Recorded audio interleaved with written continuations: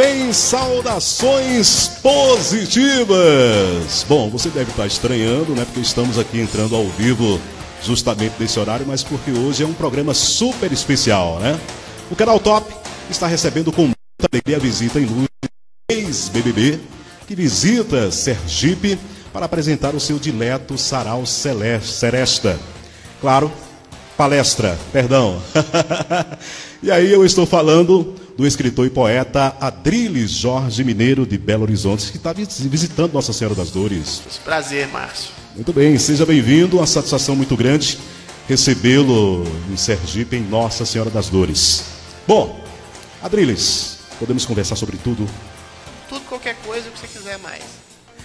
Muito bem, para começar, é claro que a gente gostaria de lembrar um pouco dessa passagem, né? Você ficou conhecido no Brasil inteiro através do BBB, a edição 15, que você fez história, né? Conta um pouco o que levou você a se inscrever no BBB. Eu estava desempregado, tinha acabado de levar um pé na bunda, estava com crise existencial, estava querendo entrar novamente na carreira acadêmica, isso eu estou falando de maneira pragmática, para fazer um mestrado. Aí uma amiga minha, muito amiga minha, chegou e me disse: Adriles, esse ano eles estão querendo pessoas estranhas no BBB.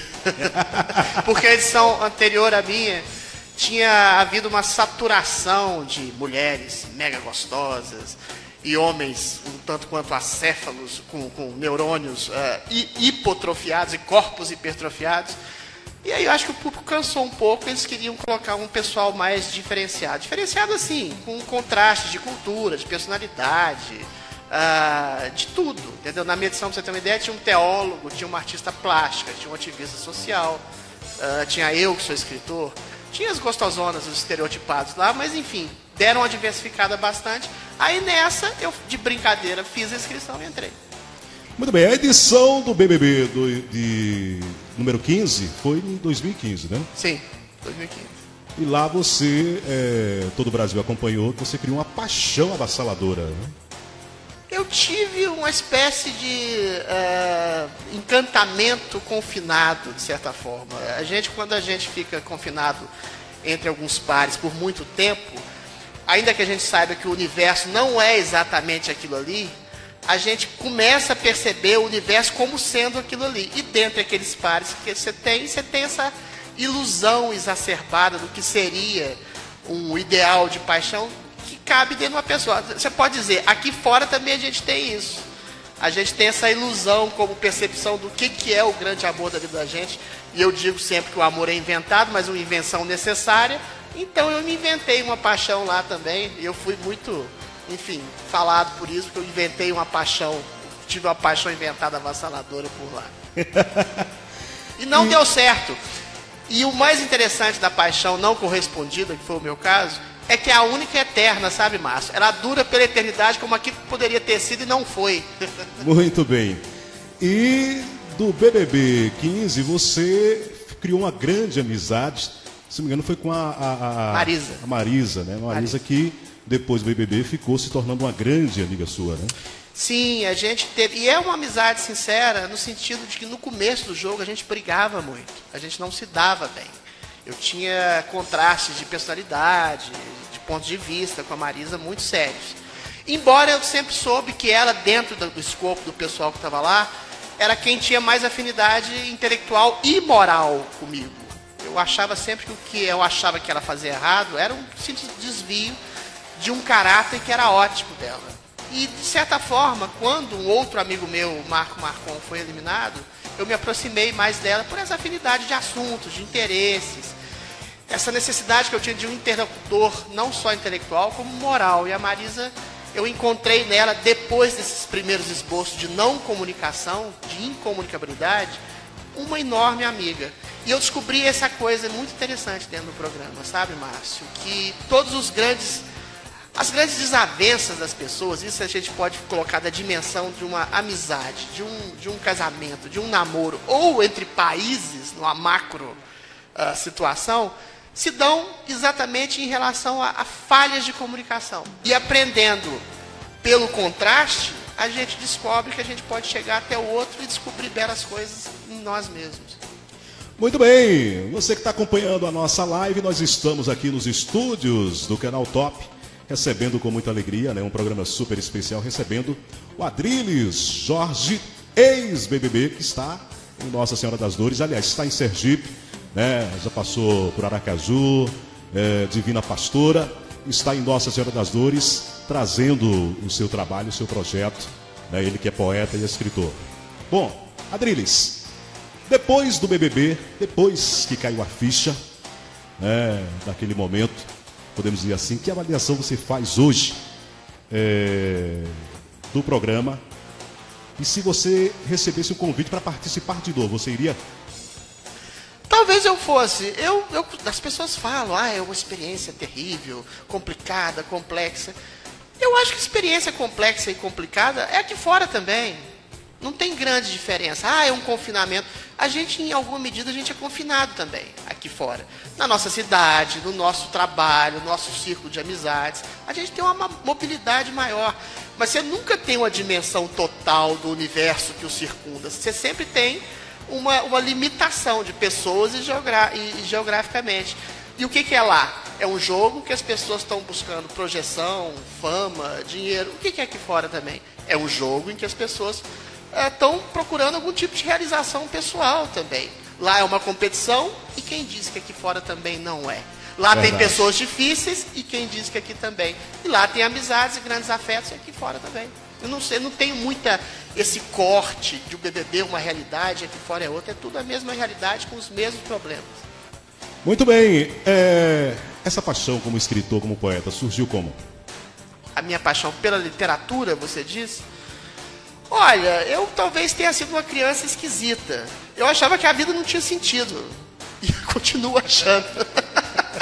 Não me curei dessa percepção, dessa falta de sentido.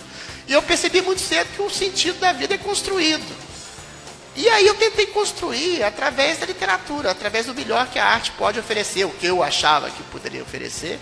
E continuo nessa construção, entendeu? Eu acho que a gente tem que construir. Se a gente percebe que a vida não tem um sentido exato, que a gente inventa a vida ao molde do nosso interesse, do nosso sentido, a gente tem que inventar para bem. E através dos grandes poetas, dos grandes escritores, dos grandes pintores, dos grandes filósofos, a gente tenta achar um sentido melhor para a existência nossa e dos outros. Muito bem. Adriles, sua origem é BH, de BH mesmo, né? Belo Horizonte, sim.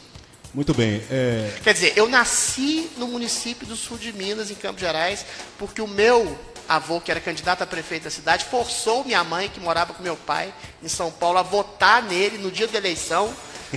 E ele perdeu a eleição e eu nasci no dia seguinte sob a égide da derrota. Aí fui extraviado para Belo Horizonte depois. Nasci sob a égide da derrota já, Marcos.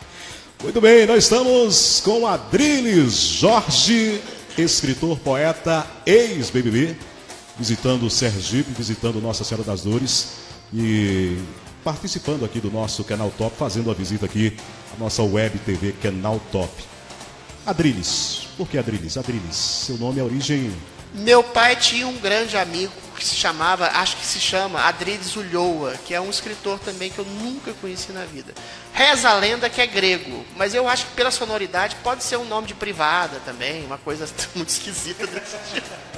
Eu costumo dizer que é grego porque dá um ar de erudição, de sofisticação, mas pode ser um nome inventado. Eu me acostumei, me habituei a ele, entendeu? E tem uma meia dúzia de Adriles também que pipocaram no Brasil. Eu pesquisei no Google, nunca achei um significado, mas eu costumo dizer que é grego, porque é mais chique dizer. Muito bem. Geralmente, escritor, poeta tem uma referência, né, de alguém. Você tem alguma referência, De poetas? De poeta, escritor? Eu tenho muitas referências. Como poeta aqui no Brasil, o Drummond, a Trinca, né? Drummond, João Cabral, Manuel Bandeira, dos mais novos, Ferreira Goulart, alguns que as pessoas não conhecem, precisam conhecer, como Alberto da Cunha Mello, Bruno Tolentino, dos externos, Fernando Pessoa, claro, o maior poeta da língua portuguesa, T.S. Eliot, Baudelaire, Yves Bonnefoy. Eu conheço muitos poetas. Dos poetas, dos escritores, então tem desenho, Dostoiévski, Kafka, Flaubert, Proust, enfim. A minha vida é bastante literária nesse sentido. Aí eu tentei concorrer com eles, né, modestamente. Bom, Adriles, fale um pouco desse projeto, né, o Sarau Palestra, que você está levando por esse Brasil afora e chegando agora a Sergipe, né? O Sarau Palestra, ele é patrocinado pela Lei Rouanet, quer dizer, pela Lei Rouanet, que você capta dinheiro de imposto de renda de empresas privadas. É um projeto que visa levar a poesia, em princípio, para a população, popularizar a poesia. Mas eu não gosto desse termo de levar a poesia. Eu quero descobrir a poesia e achar a poesia nas pessoas, entendeu? O projeto visa popularizar a poesia, sendo que a poesia sempre já foi intrínseca à população, nesse sentido. Muito bem. Bom, você hoje já esteve em Divina Pastora, que é aqui próximo de da Dores. Igreja Matriz. Recepção maravilhosa lá, né?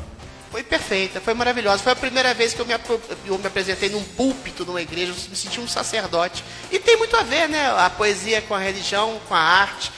Todas essas três dimensões procuram destrinchar e descobrir os significados ocultos da existência, conferir sentido, dar sentido, desvendar sentido, transformar a linguagem para dizer o que é a linguagem. Esse é o fundamento da poesia, né, ô Márcio? Tentar dizer em palavras o que as palavras não conseguem dizer por si só. Quando você diz, isso é uma mesa, isso é uma cadeira, isso é um microfone, é fácil. Agora, quando você começa a perguntar coisas mais complicadas, o que é amor, o que é ódio, por que você sente isso, por que você sente aquilo, de onde você vem, para onde você vai, aí a gente tem que sofisticar, desconstruir os estereótipos da linguagem para tentar descobrir alguma coisa a mais e tentar transformar essa alguma coisa em algo mais do que a linguagem quer dizer. Muito bem, e amanhã a partir das 9 horas da manhã, não é isso? Você estará aqui em Nossa Senhora das Dores, no Colégio Francisco Porto, também realizando esse projeto, né? Sim. E é interessante do seu projeto que você abre espaço para poetas locais, né? Sim. É uma espécie de sarau, como o próprio nome diz, palestra e conversa com todas as pessoas. O objetivo é exatamente abrir os poros da poesia que habita em todo mundo. Porque poesia parece um conceito de alta cultura, encastelado. E não, a poesia não é presa, a poesia liberta. A poesia está no afeto, a poesia está na transfiguração de uma dor que pode ser um grande prazer. A poesia está na paisagem semiárida do sertão, que pode ter um caráter de beleza muito maior que o jardim suspenso da Babilônia. A poesia está na tragédia, a poesia está no trabalho, a poesia está no dia a dia do cidadão. E o projeto visa exatamente isso. Descobrir esse tipo de poesia e abrir para todos os poetas, a todos os talentos que se manifestem e fazer exatamente uma interação bacana nesse sentido. Muito bem, deixa eu só mandar um abraço aqui ao pessoal que está compartilhando aqui, que está participando da nossa live. O nosso muito obrigado a você que foi pego de surpresa aí com o nosso programa especial. Mas enfim, muito obrigado aí por estar compartilhando, por estar curtindo, né, a nossa live na página, na fanpage do nosso canal Top. Bom, falar em página, Adriles, você, as suas redes sociais, eu tive o prazer hoje de acompanhar no seu Facebook, né, de acompanhar algumas poesias, e não somente poesia, mas o Adriles também aborda temas atuais, né, que é de interesse da comunidade. Perfeito. Né? Eu estava lendo hoje, inclusive, a matéria que você postou no dia 19 de setembro. Você fez um trabalho de pesquisa grande. Que foi justamente falando sobre esse tema que está aí, que a Constituição aí, os caras geralmente... Eu me meto em algumas polêmicas, eu te confesso. Polêmico, foi um tema polêmico, que foi a questão da cura gay, né? Ah, sim. Rapaz, isso é muito complexo. Você quer que eu comece a falar sobre isso? Não, fizesse apenas um resumo da... Eu li a matéria, realmente é uma matéria interessante. E eu aconselho você a acompanhar lá na página do Adriles Jorge, no Facebook. A matéria me chamou muito a atenção. Ok. Eu acho o seguinte, teve essa exposição, né? Bom, deixa eu falar da cura gay especificamente. Primeiro, o Conselho Federal de Psicologia não falou em cura gay. Falou em orientação sexual. Eu acho que há muito mimimi em certos setores pseudo-progressistas. Eu acho que cura gay ninguém acredita nisso. Hoje, todo psicólogo, psicanalista sério, percebe que a sexualidade, Márcio, ela é fluida. Não existem gays absolutos. Não existem heterossexuais absolutos. Você tem uma pesquisa de um psicólogo chamado Henry Kinsey, que ele dá um escalonamento de 0 a 6 na sexualidade. 0, completamente heterossexual, 1 com algum tipo de atração homossexual, 2 alguma coisa homossexual, 3 bissexual e até o 6 em diante. Então, nesse sentido, existe na sociedade moderna que a gente tem muita coisa cultural que emperra isso. Por exemplo, uma mulher que fica com um cara que é bissexual, ela quase nunca vai se dar bem com esse tipo de opção dele. Agora, popularmente falando, a gente está no Nordeste, numa terra de homens machões, um homem, 90%, se dá muito bem com a mulher que fica com outras mulheres, ou diz que tem preferência sexual por outras mulheres. E na sexualidade humana, e o Freud já dizia isso, toda a sexualidade é feita de... todo o princípio de civilização é feito em nome, em cima de algum tipo de renúncia do desejo. Isso não é só o Freud, isso é só na religião, na sociedade, na antropologia. Você não pode ficar preso nos seus desejos, até porque você tem que ter um debate, como é que eu posso dizer?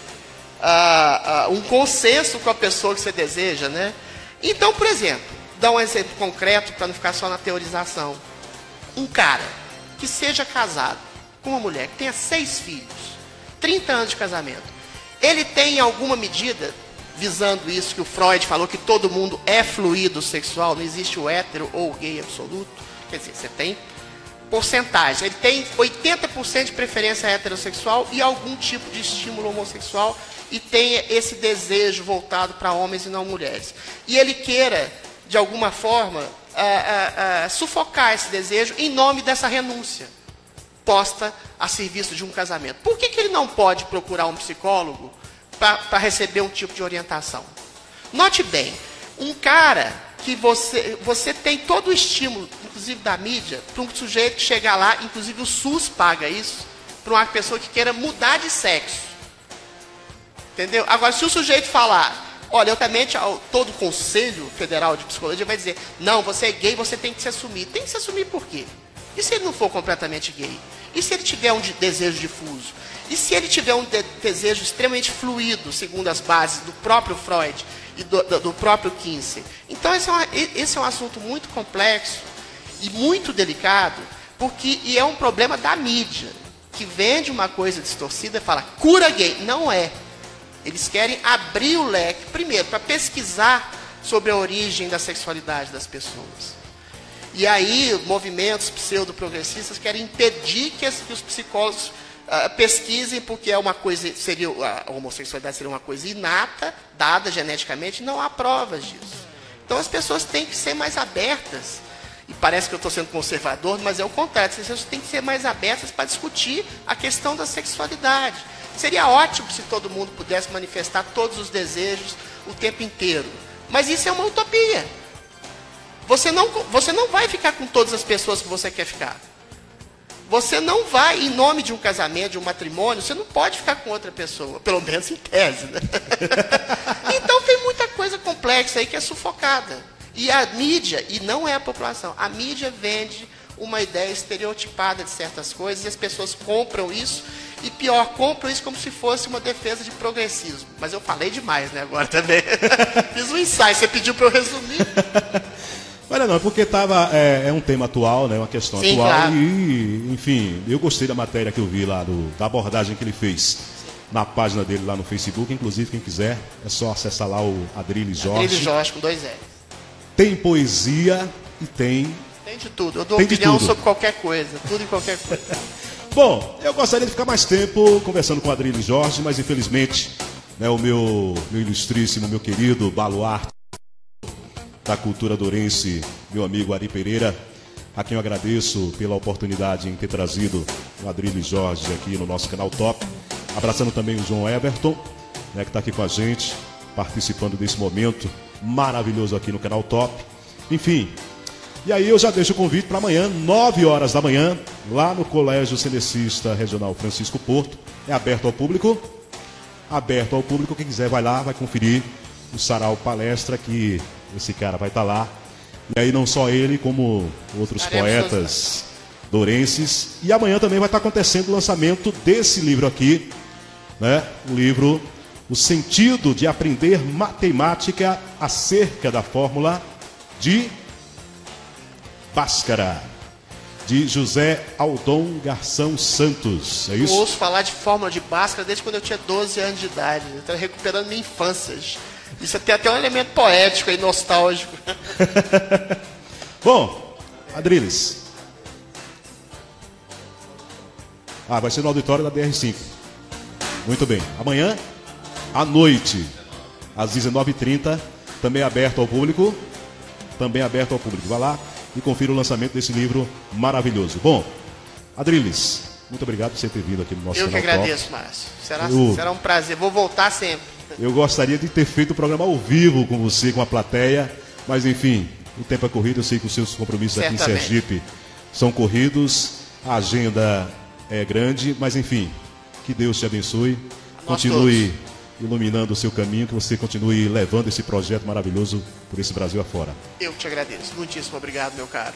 Muito bem, comecei com Adriles Jorge, poeta e escritor, está em Sergipe, está em Nossa Senhora das Dores. A você, o nosso muito obrigado, boa noite, que Deus os abençoe. Canal Top.